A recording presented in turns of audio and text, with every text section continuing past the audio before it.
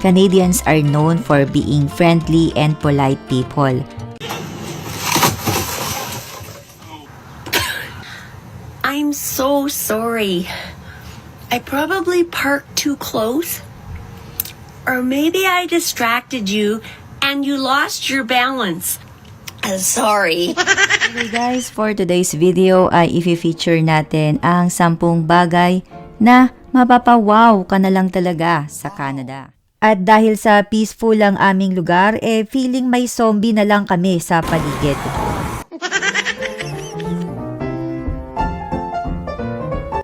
Isang throwback tayo guys sa nakaraang winter dito sa Canada. Pero as of today, summer na summer dito sa Canada, mainit at talagang nakaka-sunburn, talagang mainit po ang araw. Ganun pa man ay malapit nang pumasok sa long months of winter dito sa Canada. At kaakibat ng winter season ang challenges sa pag-commute, pagbihis ng makakapal, pagsikip ng ilong or pagsikip pala ng hininga. Ang mga kasama ko dito sa bahay ay mga taong lamig at excited na nga daw sila na pumasok ang winter. Anyway guys, masarap sulitin ang summer dito sa Canada dahil maraming pasyalan. Meron din mga farm visits like cherry picking, apple picking, blueberry picking, santol picking. Anyway guys, for today's video ay i-feature natin ang 10 bagay na mapapawaw ka na lang talaga sa Canada.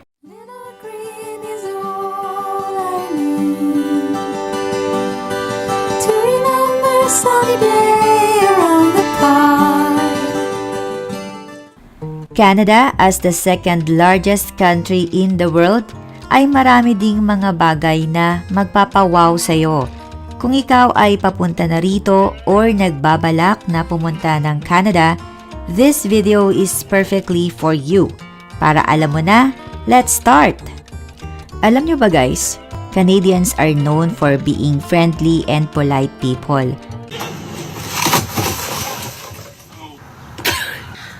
I'm so sorry. I probably parked too close. Or maybe I distracted you and you lost your balance. Sorry.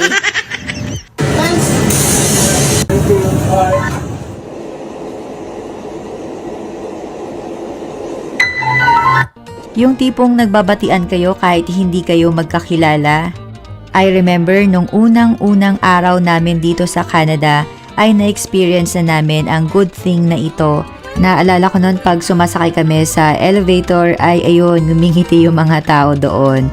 And it feels so welcome sa amin na mga bagong dating noon. Si husband, madalas yan i-start ng conversation ng mga Canadians for any simple talk. I remember nung nagpa-follow up ako para sa aking maternity benefit kasi sobrang tagal na niya and beyond the processing times na yung unforgettable call ay nangyari sa isang Canadian agent. From all the calls na nagawa ko, siya lang yung nagtanong kung kamusta na ako, okay ba nakakapagbayad pa ng rent, meron pa bang food on the table. So, I can really feel the genuine concern ng isang agent na ito. Hindi man 100% but generally, Canadians are known for being friendly and polite. And another fun fact guys, Canadians are notorious apologizer. It's basically the country's culture. So it's like Canadians don't want to be instigator or the ones who create problem. So in case na meron kang mga accidental actions, you can just simply say sorry or I'm sorry. And dito nga lang din sa bahay, natutuwa ako sa mga kids na yun pumapasok dito sa Canada ay madalas kong marinig yung mga words na thank you, let me do that for you, please, thank you, sorry. So, kaya ang ganda talagang ma-adapt ng mga newcomers, diba? Another thing din, yung pintuan. Ayun. It's basically someone will hold the door open for you.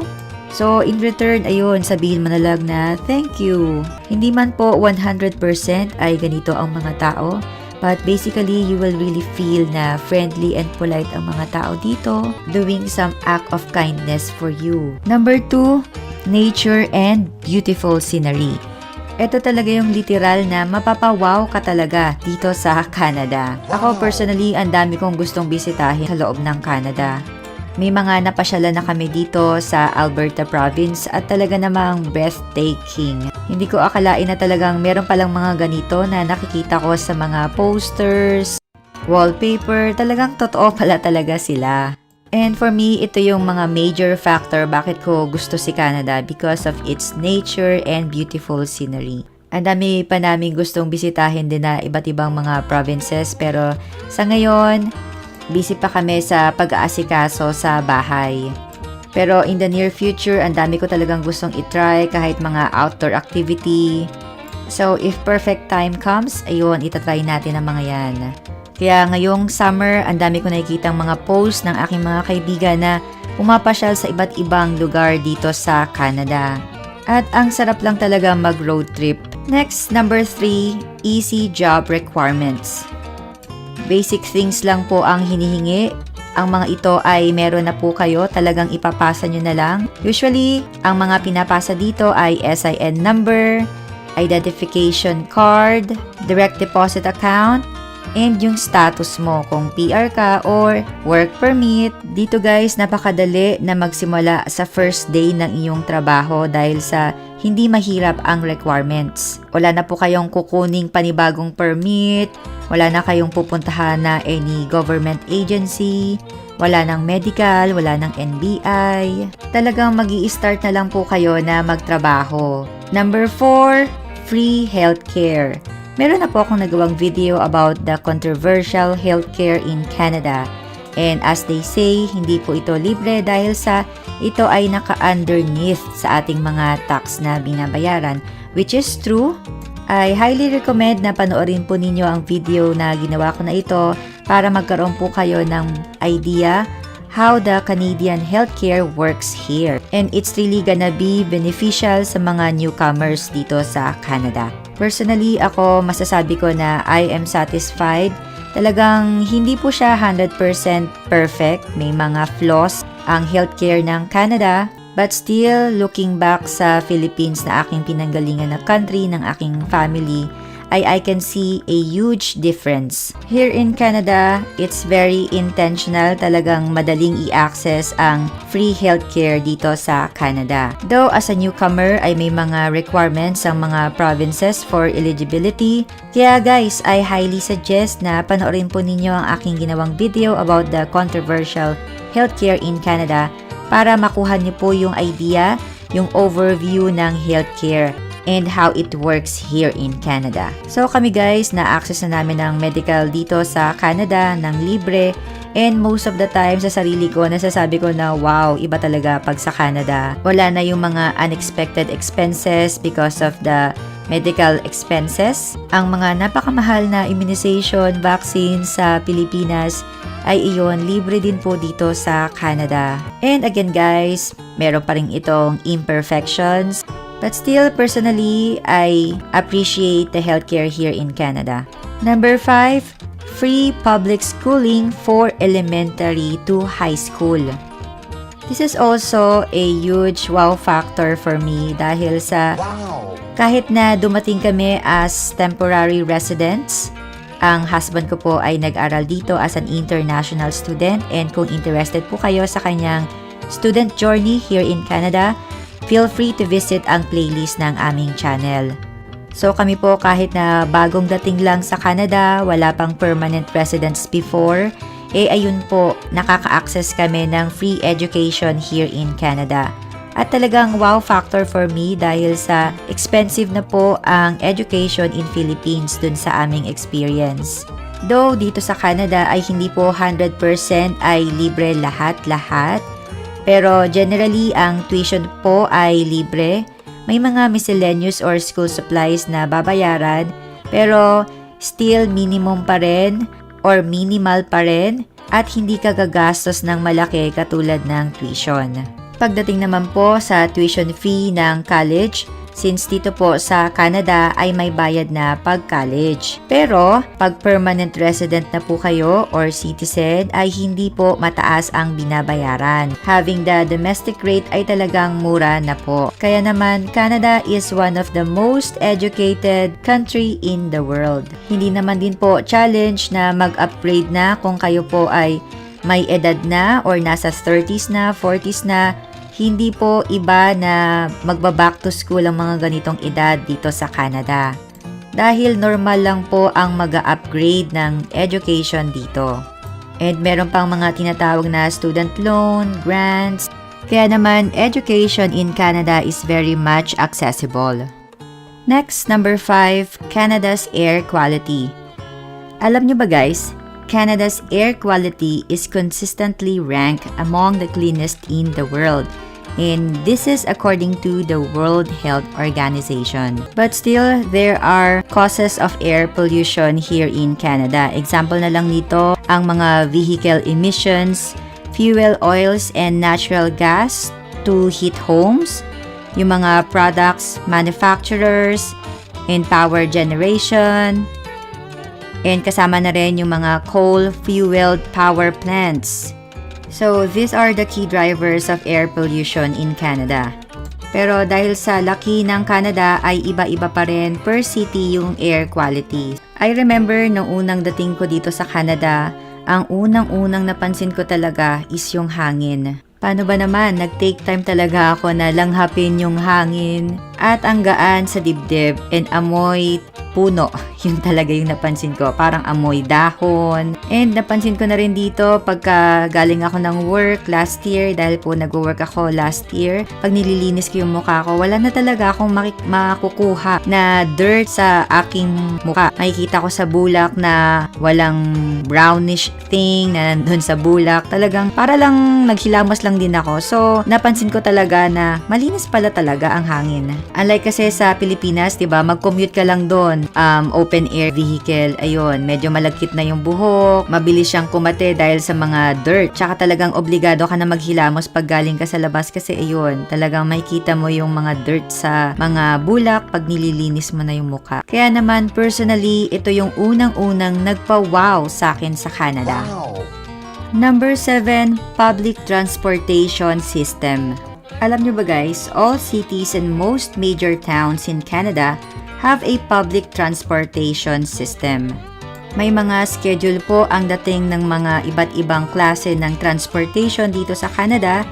And for me, which is good, para ma-manage, ang dami ng ma-manage natin ang ating dating sa station. So dito po sa Canada ay merong bus, trains, subways, ferries, and generally, nada-download po sa mga cellphone. It's an app na pwede nyo pong ma-download para po makita ninyo yung mga schedule ng dating. Pero ako, nung unang taon namin dito, medyo yun yung nagpapatibok ng puso ko eh. Pag naririnig ko na yung ugong ng train sa Calgary. And ako, ang dami ko rin talagang treasured memory sa pagsakay ko sa train sa Calgary.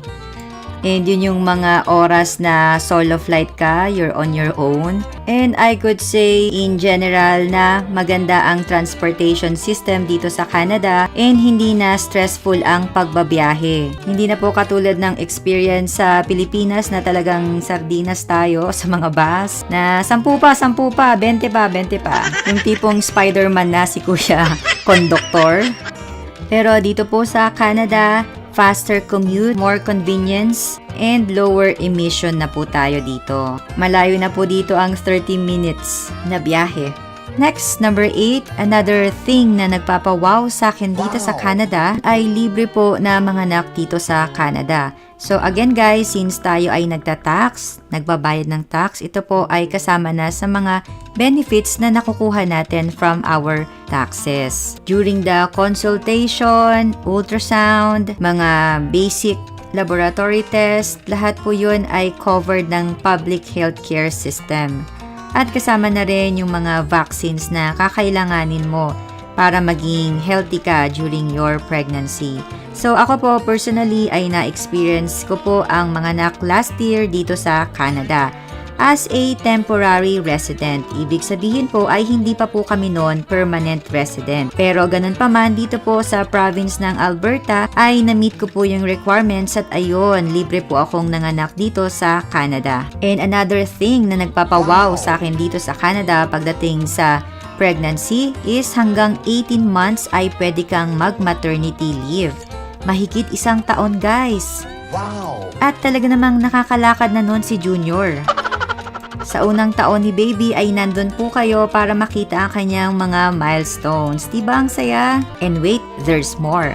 Habang nagli-leave ka ay pwede ka ring makatanggap ng maternity benefits. Provided, guys, so merong requirement para magkaroon po tayo ng maternity benefits from the government. Nung time ko po ay merong silang requirement na at least nakapag-work ka ng 600 hours. And luckily ay more than that na po akong nakapag-work, kaya naman po pasok ang aking working hours. At nakatanggap ako ng 55% ng aking earnings. Kung interested po kayo sa aking pregnancy journey, lahat po ay nakwento ko dito sa aming channel. Please visit ang aming playlist at nandun po ang aking Pregnancy in Canada album. Pero ganun pa man, may mga certain conditions po or health issues na pwede tayong magbayad or mag out of pocket money. Pero again, generally, ang panganganak po sa Canada ay libre, wala po kayong babayaran. Kasama na po doon ang mga hospital accommodation, yung pagkain mo sa ospital, mga post-care, mga check-up at vaccines. Kaya naman bilang isang family person ay wow na wow kami dito sa Canada sa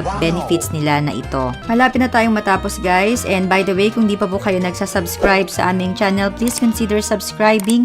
We feature videos about the student process, work permit, visitor's visa application, Canada's immigration news, and life here in Canada.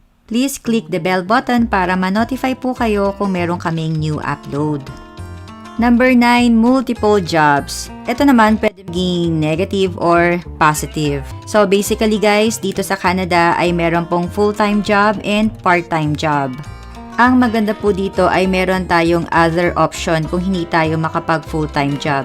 Katulad po ng mga ibang kilala ko na mother or stay-at-home mom sa kanilang mga anak, nag-o-option sila na makapag part-time pa rin kahit na hindi na full-time job. Kasi alam naman natin basically sa Pilipinas po, talagang full-time job lang talaga ang available doon. But generally, here in Canada ay talagang recognize po ang part-time job and full-time job.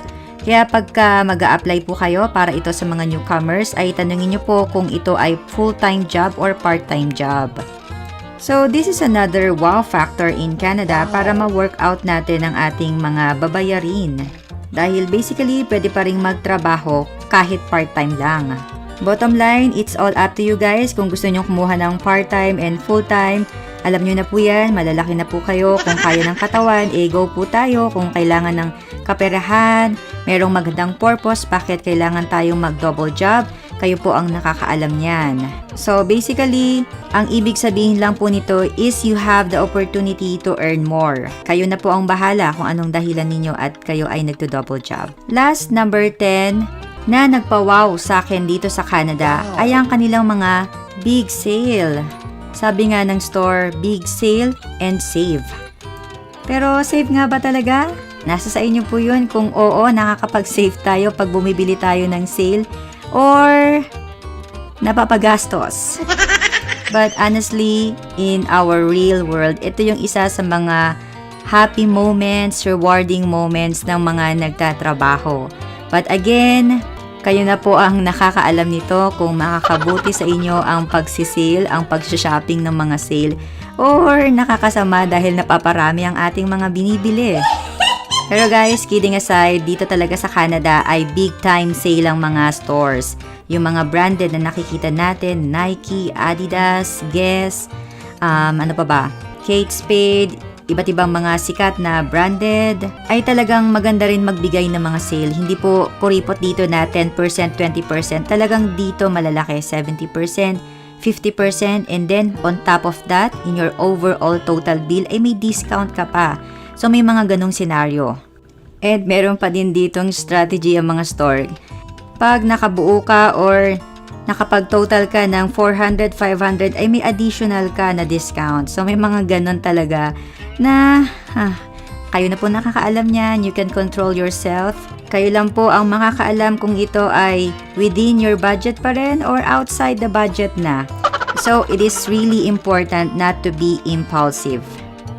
So ayun guys, kung nagustuhan po ninyo ang ating video for today, please give me a thumbs up. Talagang malaking tulong po ito sa aming channel and sumasaya ako pag nakakita ko ng maraming like sa video. Please consider subscribing. Hoping for the best for all of you guys. Take care. I'll see you on my next video. Goodbye for now.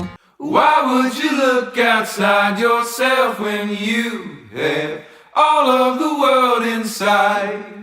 1, 2, 3, 4.